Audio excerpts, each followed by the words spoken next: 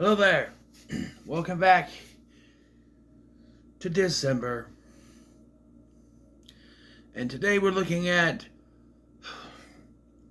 Muppet Treasure Island. I decided to do this one because I did the original last week. Well, for me it was yesterday. But because I'm going through these, but it's last week for you guys. It would have been last Thursday, and I'm doing this on a Wednesday. So, yeah. So I grew up with this one. I had a VHS tape that had a bunch of movies recorded off the Disney Channel.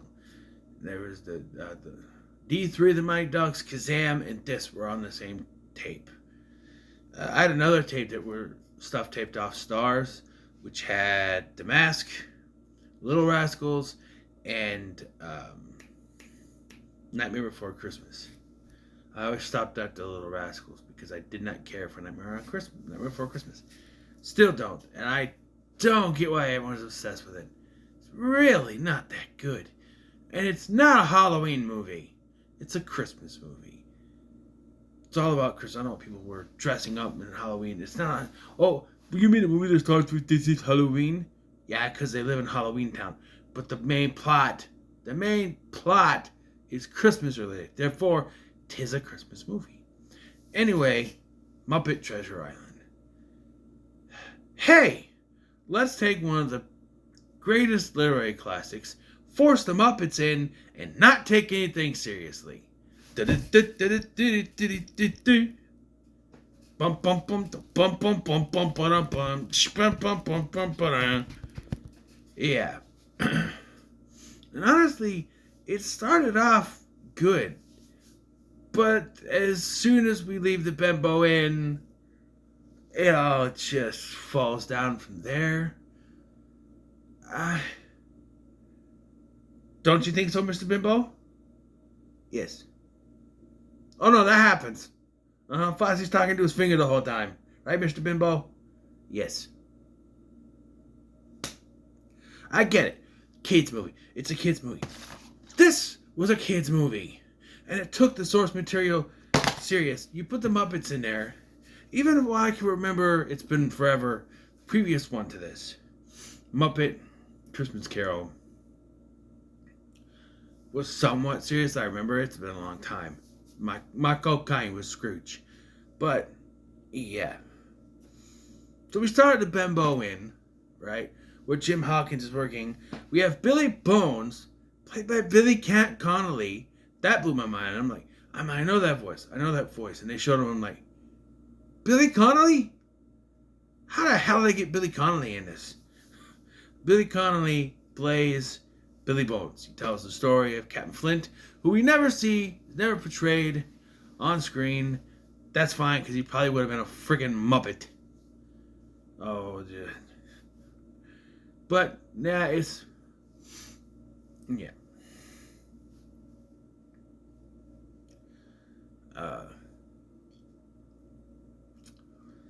So, yeah, so we're going to bimbo in, and Jim's mom is replaced with this woman that owns the place, who's running gags that she can hear whatever you're saying from wherever she is. It's funny, but the second time, Billy Bones is yelling at top of his lungs, and he's wondering how she was able to hear him. How does she bloody do that? Trying to do a Billy Connolly impression. How does she bloody do that? Oh, and Jim Hawkins is not alone. No, he's got Gonzo and Rizzo, who are playing themselves, because there's no other characters they could be. Just themselves. The rat and the whatever. We'll find out later he's an alien, but for now he's a whatever. And, yeah, Billy Bones is there, and he gets the black spot. And instead of... he ends up having a heart attack. But because this is a kids' movie, they have to make jokes. Like, he has his first heart attack. Yeah, I said first. And Gonzo literally looks right at the screen and goes, he's dead. He's like, he's dead? I thought this was a kids' movie. Really? We're doing that? He comes back to life again. It's the Hannah Montana in the disaster movie. She's popping back up. Yeah, it's not a funny gag. It was never a funny gag. Oh, and can we talk about the the blind pew scene? And the original, it's a scary scene. This guy comes in, he looks creepy, he gives the spot. Here, he comes bursting in. Hello, Billy Bones. It's me, blind pew. Where are you, Billy? Billy, where are you? Is that you, Billy? He's just looking around. He finds Jim. Oh, I hit the girl. Because his hair is a bit long, you see. Yeah.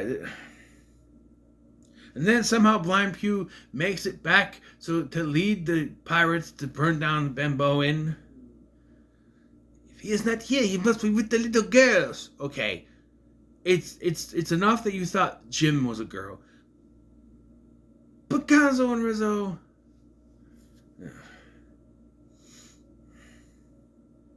Yeah, so Jim has the map, and he takes it into town, and then we have another joke. They have to, he takes it to Squire Trelawney. Well, Squire Trelawney is not in town, so his son, young Squire Trelawney, why couldn't he just be the regular Squire Trelawney? There's no reason for it. The real Squire Trelawney never shows up. I don't get it. But, yeah. But he's, yeah, by the way, I was wrong. I said it was the black dog in the original, but it's Blind Pew, I guess. I don't know. Anyway. So, we meet young Squire Trelawney. It's Fozzie the Bear. And yes, he talks to Mr. Bimbo, who is his finger. Does he have the Shining? Red rum, red rum, red rum. Arr, we be drinking rum. By the way, there's a whole... Oh, we'll get to it. There's a whole thing. We get it. It's a kid's movie, but we'll get to it. So he decides, we'll take one of my daddy's boats, and we'll go, and we gotta get a captain. So we get Captain... Oh, by the way, Bunsen. Professor Bunsen Honeydew. The green dude who's with Beaker. He's Dr. Livesey. Makes sense, I guess. She's the doctor. Stettler and Waldorf. Those two guys are always up in the balcony making the comments. They're figureheads on the boat. Usually it's like a pretty lady. No, they're the figureheads on the boat. Apparently they're real people who got stuck there. I don't know. When we meet Captain Smollett, it's Kermit. And he's got a picture of Miss Piggy. Who is she? I don't know. My thought was, why wasn't she the lady at the end, and then she goes with them, and then falls in love with Kermit? That's enough. But who she ends up being... Oh, this could have been Animal. And it would have made sense, too. But no... They just, we'll get there. We'll get there. So yes, and Mr. Arrow is Sam the Eagle. You are all weirdos. Him. Oh, I forgot to mention the most important line, beware the one-legged man. And so they are put in, they go to the kitchen where they're going to be the cabin boys, the three of them now instead of just Jim. And they meet Long John Silver, played here by the one, the only, we're here, Tim Curry. Oh yes, ha, oh. There are lines in here that make me feel like it's Pennywise. He does a laugh, ha, oh, ha. And then at one point he even says, kill you all, like Pennywise at one point. It's great to see Tim Curry in this. He is legitimately giving his all in this. And he's great. Except for when he has to be goofy because it's a kid's movie. And I think he could legitimately play Long John Silver if they really gave him a version of the movie that wasn't aimed towards small children like this one is. I know I'm criticizing all of this. But when you take one of the greatest literary stories and dumb it way down for kids and stretch out the wrong time. By the way, the original movie, where is it? I saw it earlier. Didn't I? Thought I did. Your runtime, I should say. 96 minutes. Perfect runtime. This one, 100 minutes, which is not that long, much longer, but it feels much longer because it feels like the Lord of the Rings Return of the King with how many endings there are, where this one just ends with Silver sailing away. No, we add more stuff onto it. It also feels longer because of the songs that they're forced to put in this movie. The first song they start off with is not bad.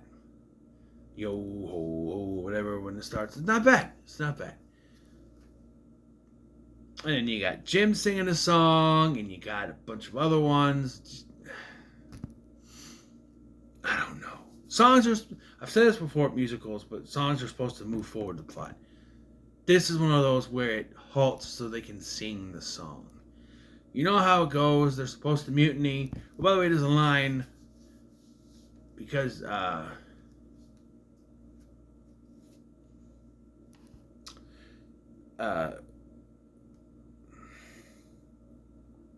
so when they're in the captain's quarters, Long John Silver comes in and he offers them alcohol.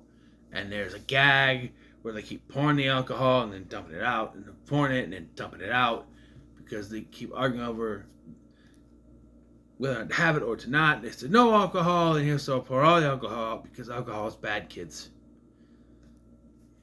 Alcohol is bad. Apparently. I had nothing but fun on alcohol, but you know what? Yeah, it's bad, sure. That's the message to kids, I guess.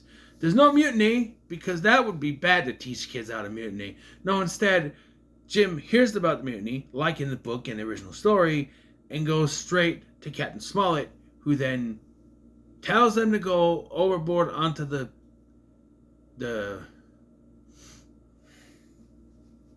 island. And then when Long John Silver figures there's something afoot, he tricks Jim and kidnaps him. Can't be a straight kidnapping, gotta trick him. Yeah. I'm surprised they didn't just have Jim trip over his walking stick and fall in. I don't know. So now they have to rescue him. Which, this is going by the original book now, yeah, sure. And we get to the island. Ben Gunn. Great character. I forgot his last name when I did the original one. Ben Gunn. He's the guy with the long beard and long hair. Here it's Miss Piggy. Benjamina Gunn. Benjamin is not a frickin' name. But Benjamina Gunn. Not only that, she's Captain Smollett's long lost love. What? My idea makes more freaking sense than what they did. Where she's just the one in charge of the end and goes with them and falls in love with the captain. Doesn't that make much more sense than taking Ben Gunn, who could have been Animal, and would have made sense if it was Animal. Sure, it wouldn't have been coherent, but neither was Ben from Treasure Planet.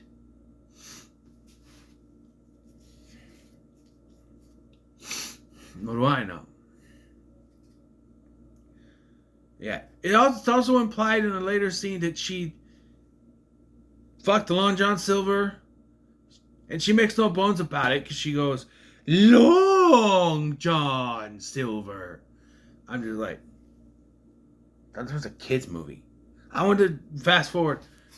I wanted to go back to the scene with Gonzo where he goes, I thought this was a kid's movie. You know what I mean?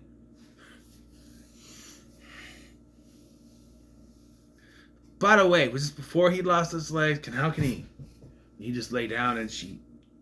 I don't want to think about that. I don't. And you know what happens? They stop them and take him back to the ship, but he escapes. Well, here instead of him escaping on the island and leaving, they go back to the ship, and I went, "What are we doing? Why isn't this over yet?" So he gets in the boat with some of the treasure, which is, I guess that isn't the original is, and he goes away. And it's like, okay, they have respect for each other, and Jim lets him go. Cool. Powerful moment from the original. They kind of messed with it here. That's fine. Let's just end the movie. Nope, movie's still going. Because they cut back now that I'm on the ship. Oh, by the way, Mr. Arrow doesn't die here because it's a kid's movie. So Mr. Arrow falls off the boat, but survives. Because he can't die in this version. Mr. Arrow comes up and says, one of our lifeboats has been taken. And it's a bad one. It's broken. So we cut to Long John Silver trying to scoop the water out of his boat as it sinks. Way to go! You took one of the greatest endings to a book or a movie based on a book ever, and you just completely fucking ruined it. Haha, Disney. My God. You turned it into a freaking joke. You know how iconic that ending is with Jim standing there and him paddling away and Jim wondering if he made the right decision? Nah, let's make it a joke. He's gonna sink into the ocean now. Let's make it a joke. And I'm not kidding. We go back to the boat again, and I'm like, how is this movie not over? And they're like, you know what? We did it. Let's celebrate. And the music starts playing, and I'm like, do not go into another song. They don't. It goes into the credits, thank God. But this is the worst of the three I've seen. It'll go this one on the bottom, Treasure Planet, and the original Treasure Island for me. I understand it's for kids, but you can't even give us a dignified ending for Long John Silver where he just, come on. You have to put in a joke because the bad guy can't get away because he's the bad guy. So we can't just have him get away because that's not right, kids? So he gets his comeuppance. He's in a bad boat, and he starts sinking to the bottom of the ocean. Give me a fucking break.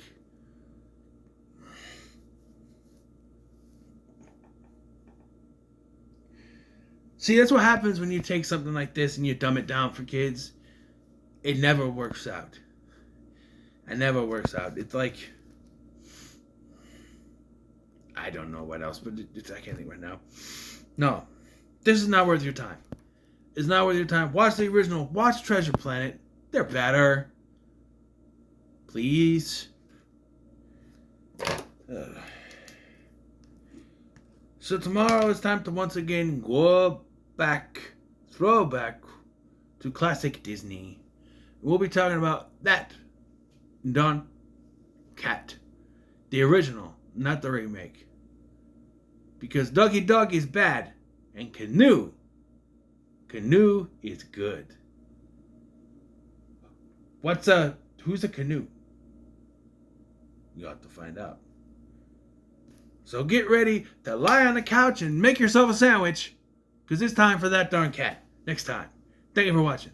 What are your thoughts on Muppet Treasure Island? Make sure you like, share, and subscribe. Thanks for watching. I've been Sky, and I'll see you in the next one.